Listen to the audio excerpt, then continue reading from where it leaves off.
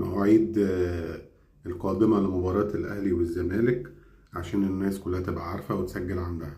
إن شاء الله يوم السبت الساعة 3 العصر الأهلي ومازيمبي هيلعبوا مباراة الذهاب في دوري أبطال أفريقيا.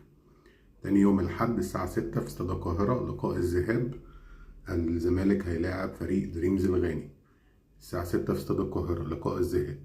مفيش أي ماتشات تانية للفرقتين غير الأسبوع اللي بعديه على طول مباراة العودة على طول. مفيش أي ماتشات في الدوري هتتلعب ليهم هما الاتنين. الأهلي هيلعب بقى لقاء العودة هيبقى يوم السبت، هيلعب الساعة 9 بالليل هيلاقي نادي مازيمبي. والأسبوع اللي بعديه برضو الساعة 6 يوم الأحد هناك في غانا الزمالك هيلاعب فريق دريمز الغاني.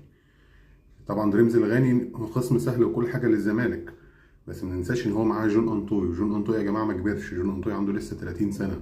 كان جون انطوي بيلعب في دريمز الغاني. كل التوفيق للفرق المصريه.